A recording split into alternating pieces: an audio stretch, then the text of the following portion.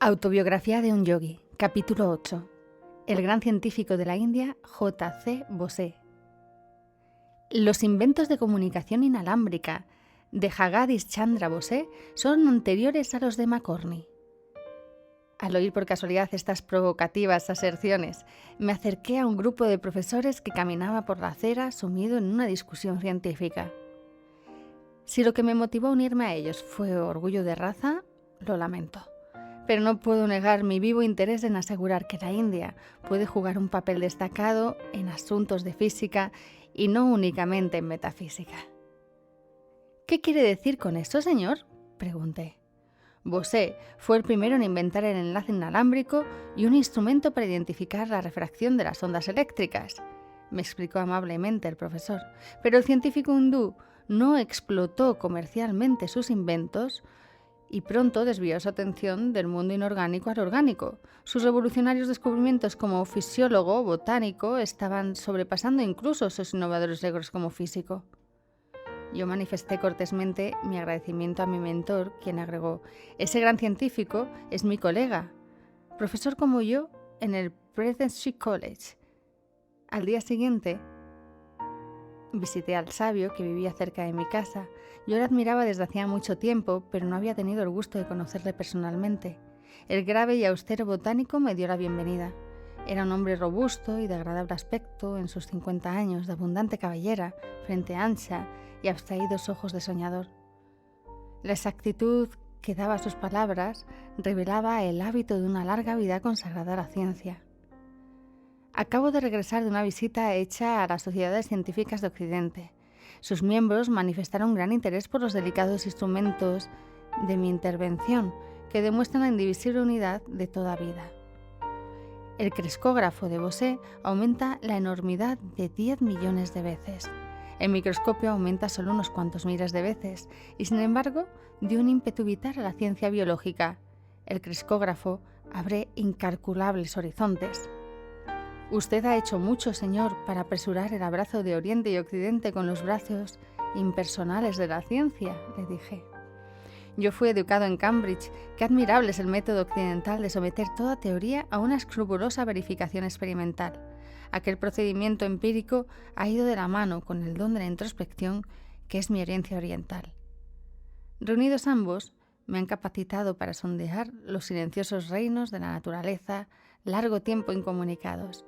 Los reveladores gráficos de mi crescógrafo constituyen una evidencia, incluso para los más escépticos, de que las plantas tienen un sistema nervioso sensitivo y una variada vida emocional.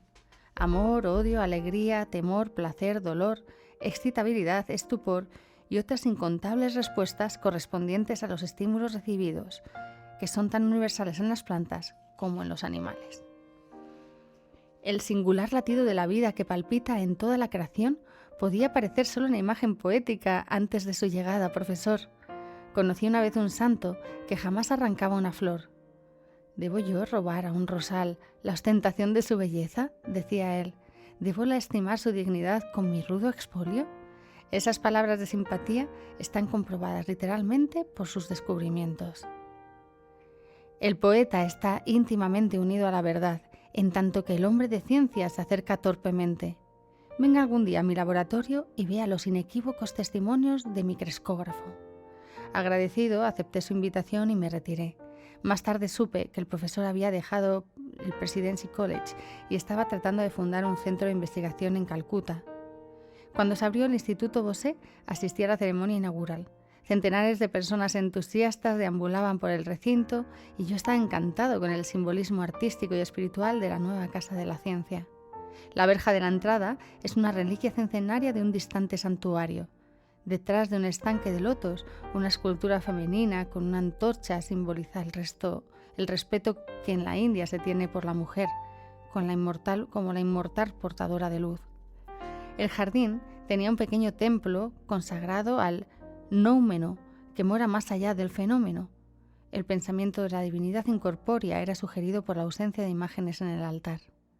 El discurso de Bose en este magnífico acontecimiento pudo haber salido de los labios de alguno de los antiguos rishis. Dedico hoy este instituto no como un simple laboratorio, sino como un templo. La reverente solemnidad de sus palabras se extendió a manera de invisible palio, envolviendo a la multitud que llenaba el auditorio. En la prosecución de mis investigaciones fui conducido inconscientemente a la región fronteriza entre la física y la fisiología.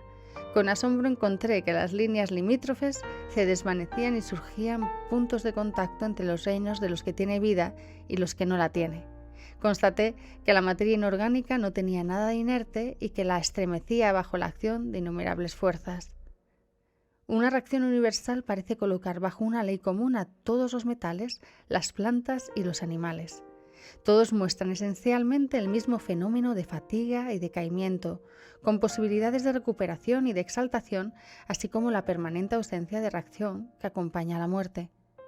Lleno de reverente asombro ante esta estupenda generalización, anuncié con gran esperanza mis resultados ante la Royal Society, resultados demostrados por medio de experimentos. Pero los fisiólogos que se hallaban presentes me recordaron que limitara mis esfuerzos a las investigaciones en física, en las que ya había tenido éxito, en vez de traspasar los límites de sus propios campos. Sin darme cuenta, me había introducido en los dominios de un sistema de castas poco conocido para mí, ofendiendo con ello su etiqueta. También hizo acto de presencia una inconsciente predisposición teológica que confunde la ignorancia con la fe. Se olvida a menudo que quien nos ha rodeado con el perenne misterio evolutivo de la creación ha implantado también en nosotros el deseo de preguntar y de comprender. A lo largo de muchos años de ser objeto de la incomprensión de los demás, llegué a entender que la vida de un devoto de la ciencia está inevitablemente llena de interminables luchas.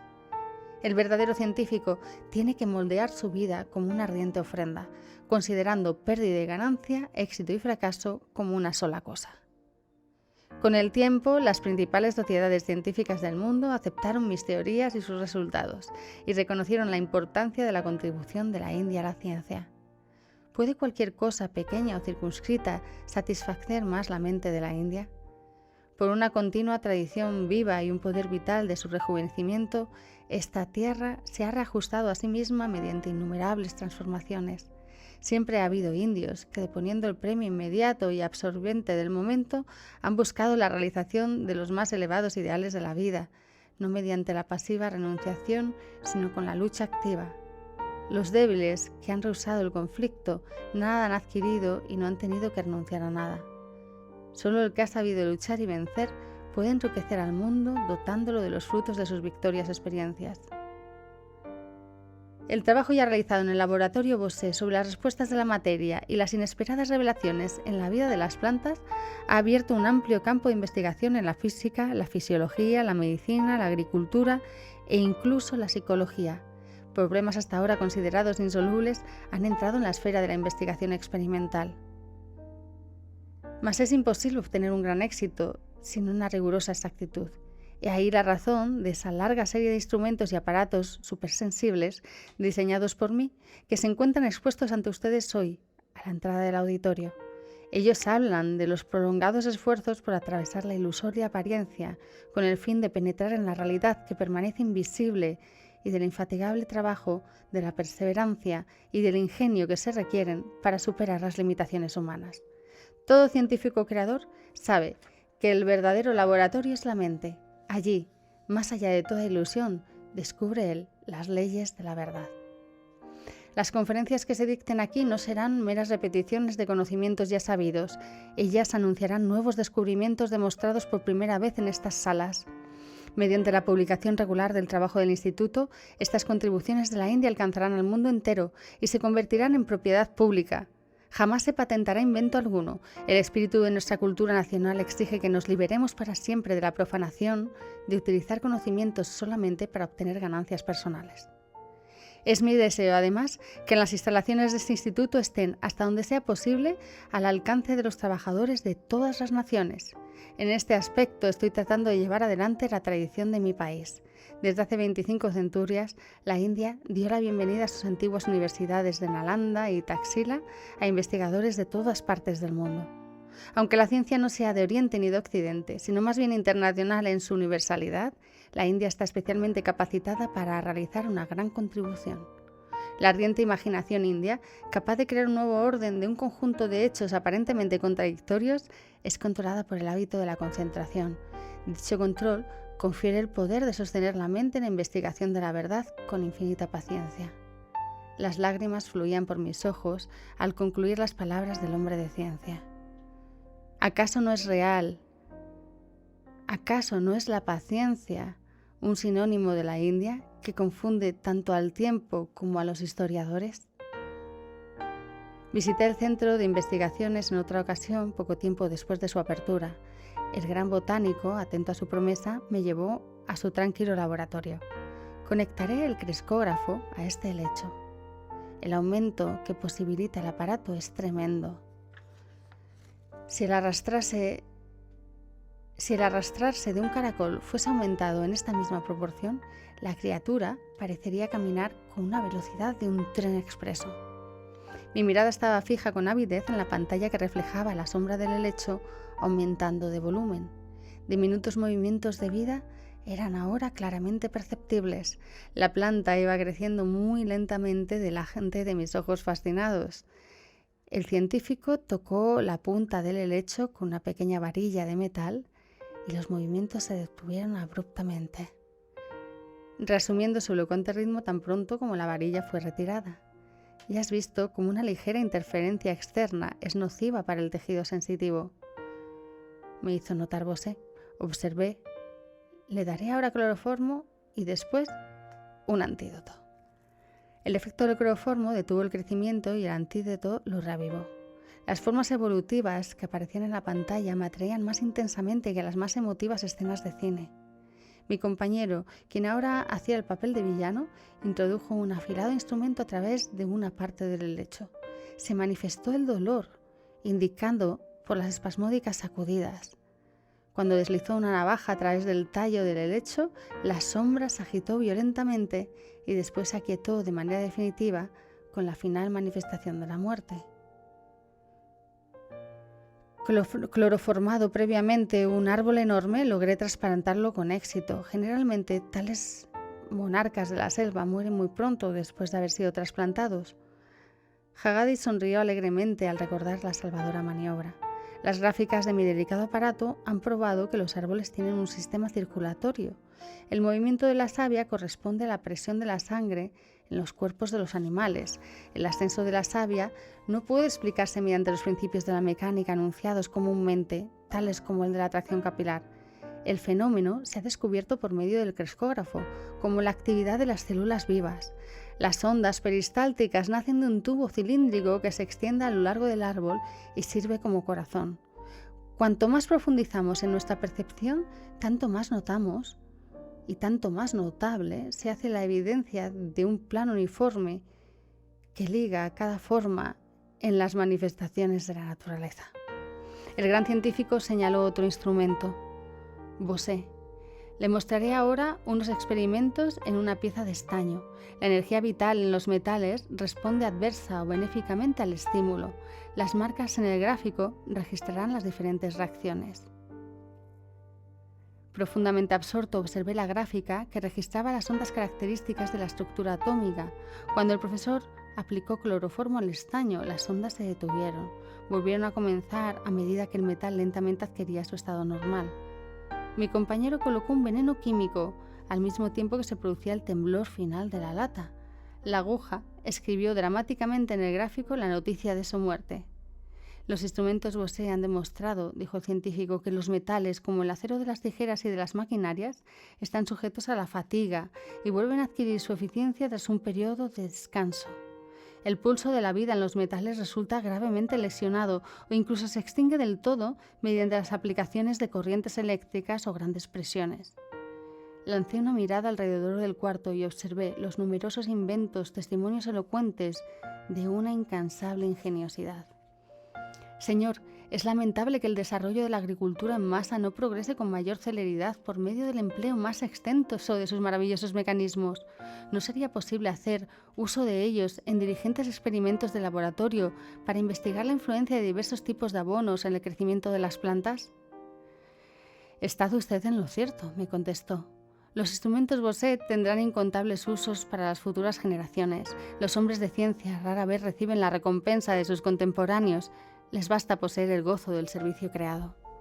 Me despedí con muestra de inmensa gratitud al incansable sabio. ¿Podrá la sorprendente fertilidad de este ingenio agotarse de alguna vez?, pensé. Ninguna disminución llegó con los años. Habiendo inventado posteriormente un intricado instrumento de cardiógrafo resonante, Bosé continuó haciendo amplias investigaciones en innumerables plantas de la India. Así se descubrió una enorme e insospechada farmacopea de útiles medicamentos. El cardiógrafo está construido con infalible precisión, por lo cual se indica hasta una centésima de segundo en la gráfica. Los registros resonantes miden pulsaciones infinitesimales en la estructura vegetal, animal o humana. El gran botánico predijo que el empleo de su cardiógrafo conduciría a practicar la vivisección en las plantas en lugar de hacerlo en los animales. Comparando los registros de los efectos de una medicina administrada simultáneamente a una planta y un animal, se ha demostrado una asombrosa unanimidad en el resultado, anotó él. Cada constituyente del ser humano ha sido prefigurado en la planta. La experimentación en los vegetales contribuirá a disminuir los sufrimientos del hombre y de los animales. Años más tarde, los pioneros descubrimientos de Bosé sobre las plantas fueron corroborados por otros científicos. Los trabajos realizados en 1938 en la Universidad de Columbia fueron publicados por The New York Times como sigue. Durante los últimos años se ha comprobado que cuando los nervios transmiten mensajes entre el cerebro y otras partes del cuerpo, se generan diminutos impulsos eléctricos. Estos impulsos han sido medidos por el delicado galvanómetro y aumentados millones de veces por amplificadores modernos. Hasta ahora no se ha encontrado ningún método satisfactorio para estudiar el paso de los impulsos a lo largo de las fibras nerviosas de los animales vivos o del hombre a causa de la gran velocidad con la que circulan dichos impulsos. Los doctores K.S. Cole y H.J. Curtis han informado de haber descubierto que las largas células individuales de las plantas de agua dulce llamadas nitela, empleada frecuentemente en las peceras, son virtualmente idénticas a las de una fibra nerviosa simple. Más aún, han encontrado que las fibras de la nitela, al ser excitadas, propagan ondas eléctricas que en todo sentido se asemejan, a excepción de su velocidad, a las fibras nerviosas de los animales y el hombre. Se encontró que el impulso eléctrico nervioso en las plantas era mucho más lento que en los animales. Los investigadores de la Universidad de Columbia aprovecharon este descubrimiento para filmar a cámara lenta la transmisión de los impulsos eléctricos en los nervios. La planta nitela vendrá a ser así como una especie de piedra roseta para descifrar los secretos profundamente guardados en la zona fronteriza de la mente y la materia. El poeta Rabindranath Tagore fue un fiel amigo del idealista científico de la India. Para Bosé fueron escritas por el dulce cantor bengalí las siguientes líneas. Oh eremita, haz un llamamiento con las auténticas palabras de aquel antiguo himno llamado Samá. Levántate, despierta, llama al hombre que se vanagloria con su erudición sástrica, con sus pedantes discusiones inútiles e infructuosas. Llama a ese insensato y jactancioso para que salga frente a la naturaleza, en esta amplia tierra, y envía esta convocatoria a las congregaciones de eruditos. Juntos alrededor del fuego sagrado, deja que todos se reúnan, pues así nuestra India, nuestra antigua tierra, volverá en sí una vez más, para regresar al trabajo firme, al deber y a la devoción, y a su trance de sincera meditación. Dejémosla que una vez más se sienta en calma, sin avaricia, sin rivalidad, pura, y que de nuevo, desde su elevado sitial y plataforma, enseñe su ciencia a todos los demás pueblos.